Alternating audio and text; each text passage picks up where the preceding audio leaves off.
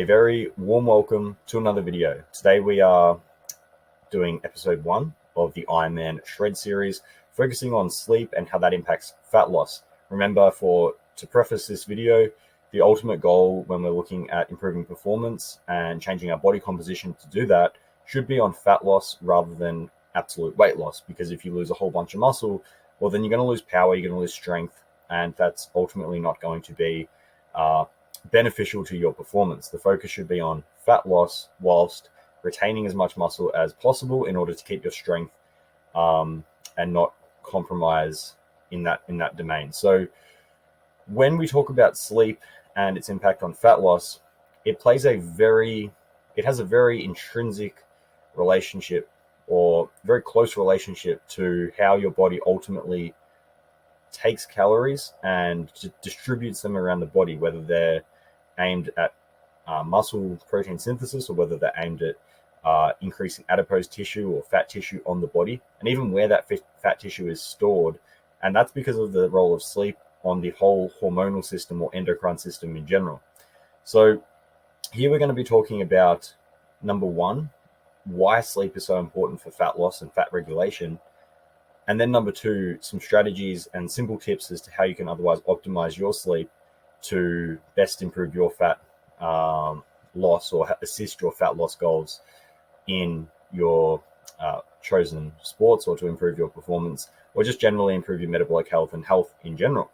So with that said, the first thing we want to talk about, and again, to preface it, sleep is often the first thing that goes out the door when things get tough. Remember, many age group athletes will have jobs, families, other financial commitments, other interests. And so sleep is not always number one priority. And it's one of the first things that goes kind of out the door when the training really ramps up. However, with that said, it is very important for your overall health and your overall body composition. And it's not merely just calories in, calories out. While it is on the absolute big scheme of things, sleep plays a very close, or a very important role in the regulation of your drive to eat versus your satiety. So the number one thing with sleep and its role in fat loss is the role it plays in appetite regulation. So we have two main players here, two hormones. One's leptin and one's GHRELIN.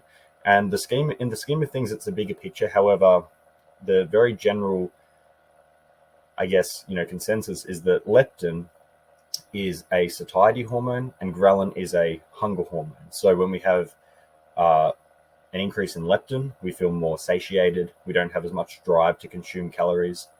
Whereas when we have an increase in GHRELIN, we become a lot more hungry and we're more driven to increase to eat more calories and increase our food intake. So appetite regulation is very closely tied to the quality and quantity of our sleep. And one of the most important things here is that even leptin in and of itself, whilst it's a satiety hormone, it only really functions optimally when we're metabolically healthy. This is part of the reason why when we have obese people, leptin can't be given as a treatment for obesity, which would otherwise make sense. You give them leptin, increases their satiety.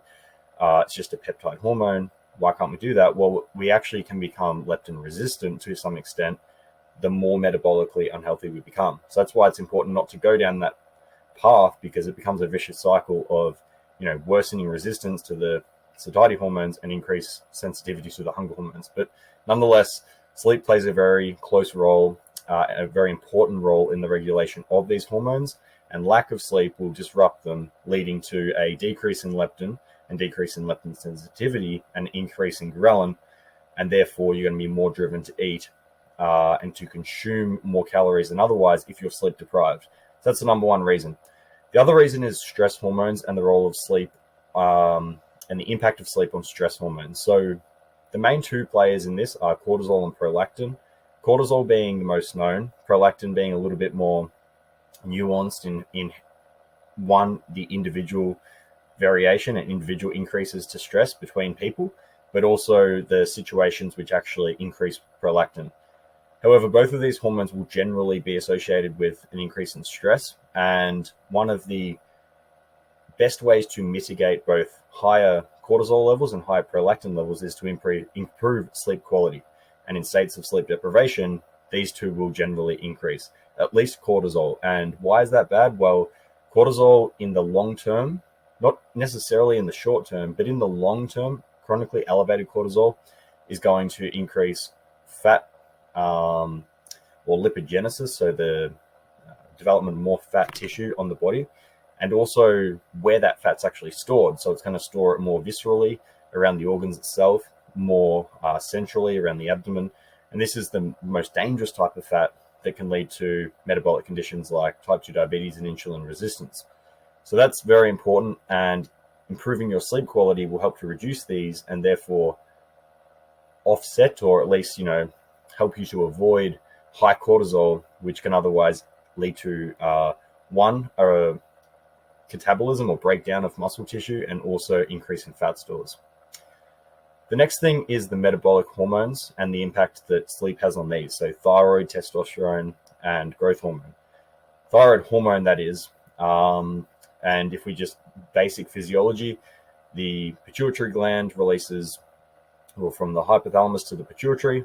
Pituitary sends a hormone called TSH, or thyroid stimulating hormone, to the thyroid itself to produce T4 and T3. T3 being the main thyroid hormone, or the most active thyroid hormone in the body. When we are chronically stressed, which can arise from sleep deprivation, also sleep deprivation in and of itself will reduce the output of thyroid hormones. And thyroid hormones, why is that important? Why are they important? Well, they're the basic control or the regulators of our metabolism. So when we have an increase in thyroid hormone output, our metabolism will speed up. When we have a decrease in thyroid hormone output, our metabolism will ultimately slow down, and we'll be put in will be more predisposed to storing body fat than otherwise. So the thyroid and the health of the thyroid is important for long-term fat regulation, and sleep plays an important role there. Also, when we're sleeping, this is when we have a boost in testosterone and also the highest pulsations of growth hormone during the night, particularly in those earlier hours. So without that, or if you're skimping on the sleep and you're not getting the maximum testosterone and growth hormone outputs, then one, those hormones are going to be lower. And why is that not a good thing for fat loss? Well, testosterone has lipolytic effects, which means that it can help to reduce some fat stores, also help to increase muscle mass, which can improve metabolism. And growth hormone has quite strong lipolytic effects, so reducing fat tissue or adipose tissue in general, along with many other things. And ultimately, these three work together when well balanced to set a healthy metabolism. And when they're thrown off, or when they're otherwise suppressed due to sleep deprivation, your metabolism will be slower, and you'll be in a state that prioritizes storage of fat than muscle protein synthesis and fat breakdown. So very important there. The other thing is that when we have poor sleep quality, we have an increased predisposition to insulin resistance and reduced insulin sensitivity. So this relates to our ability of the body to actually take glucose out of the blood and store it in the muscle cells, or in the cells in general. And why is that important? Well, when we have poor insulin sensitivity, which then in the long run leads to insulin resistance, that is type 2 diabetes, which is a metabolic condition with a high mortality rate, or will shorten your life if not addressed. But also it's going to affect performance, and it's also going to lead to weight gain, because you're going to then have higher insulin levels to achieve the same effect. And insulin is very anabolic in terms of weight gain, not necessarily just muscle tissue, also fat tissue. So you definitely want to be keeping insulin as low as possible and insulin sensitivity as high as possible. The other thing as well, and the last thing here, is general fatigue. Now, obviously, if you're not sleeping as much, you're not going to be as alert, as energetic as possible, and therefore you have generally a reduced motivation to train, and also physically a reduced training capacity. So you're going to be more tired, can't train as much, can't get those adaptations, and can't recover as well through thyroid hormone, growth hormone, testosterone. Will be more catabolic and fat storing through cortisol and prolactin, and have a dysregulated appetite through reduced leptin, increased GHRELIN. So that's why sleep and optimizing sleep quality and volume or quantity is highly important. Now, how many hours you actually need per night will vary between individuals. I'd say at least aim in the realm of somewhere between 8 hours. If you can get 10 hours, that's perfect, but I understand this is like 10 hours is probably quite unrealistic for most people with how much everyone has on their plates. But if you can get around 8 hours, that's good. But also remember, quality is very important too. So now let's move on to how we can optimize sleep in order to get these fat burning benefits and improve our body composition. The best thing you can do, and I know that again, this is very hard, but limit screen time prior to sleep.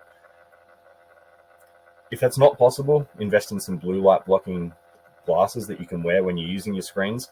But having that blue light coming into the eyes in the later hours of the day really dysregulates a hormone called melatonin, which is extremely important for our circadian rhythms and allowing us to get to sleep. So dysregulated melatonin, not something we want, not something we need when we're trying to get good quality sleep. And limiting screen time prior to sleep can help to improve our circadian rhythm and, optimize our sleep in terms of getting better quality sleep earlier and for longer. The other thing for optimizing sleep, which not many people really know about, I guess, is early morning sunlight exposure. So you can do this whether it's a bright day, maybe spending 10-15 minutes out in the sun as early as you can in the morning. If it's an overcast day, try and spend 20 or 30 minutes. Obviously not getting burnt, obviously not looking directly at the sun itself. But we have receptors in our eyes or our retinas. We have receptors in our skin even whereby early morning exposure to sunlight can help to set our circadian rhythm so that we're more alert during the day and more tired and ready to go to sleep at night. So early morning sunlight exposure, you can do a little bit of research into that yourself. Very, very important for optimizing sleep if you can do it. The other thing is limit stimulant use in the afternoon. Take something like caffeine, which has a half-life of anywhere in the realm of 6 to 8 hours, depending on how you metabolize it. Could be longer or less for some people. But say 6 hours even, being, on the conservative side, it's probably longer.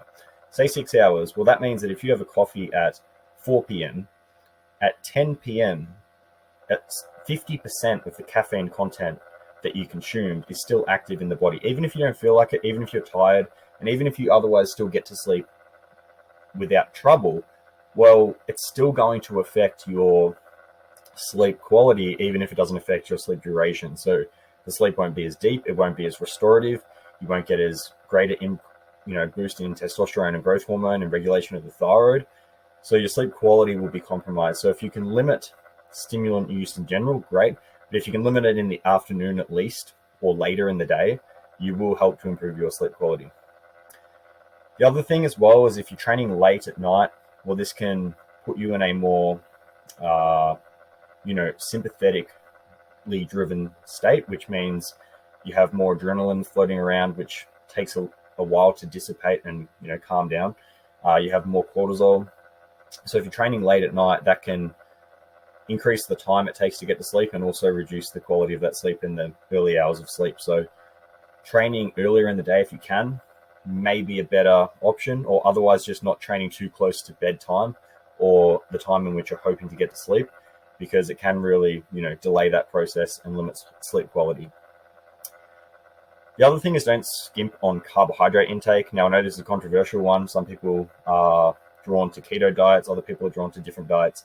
Carbs play an important role in many, the synthesis of many hormones, but many neurohormones, which are hormones in the brain, so melatonin, serotonin, which help to put us into a more rest and digest or parasympathetic state versus sympathetic state. So lowering cortisol, relaxing us, and getting us ready for sleep. Carbohydrates help all that. Fats and proteins don't really do that to as much extent. So don't skimp on the carbohydrate intake if sleep quality is important to you. Obviously, this will vary depending on what diet you're following, but in my opinion, it's something that you shouldn't be playing around with too much. The other thing is get a sleep study done if it's possible. So sleep apnea is more common than people realize, more common in males, more muscular males as well. But it can be subclinical in terms of you may not actually know you have sleep apnea, but you're otherwise just fatigued during the day, getting really poor quality sleep, and your brain is actually starving of oxygen during the night.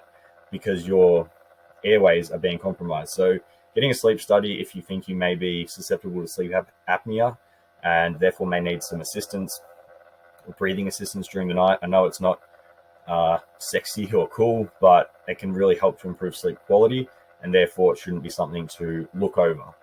The other thing is have a cool room if you can. The best environments to get the highest quality sleep are colder environments, and warm environments do make it difficult to get to sleep. Men generally prefer colder environments than women for their more optimal sleep quality and ease at which they can go to sleep or drift off to sleep. So figure out what works for you, but generally having a room a little bit on the cooler side than on the warmer side can certainly help to improve your sleep.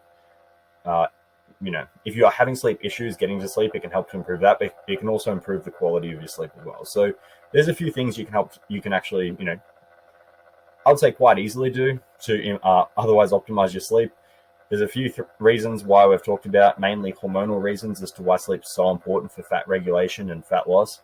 Ultimately, at the end of the day, I know it's a difficult thing to prioritize, but if you are serious about fat loss and you are serious about improving your body composition, then sleep is never something you want to overlook, and it's certainly a key player in your long-term regulation of muscle mass and fat stores. So hopefully that was some interesting information for you guys.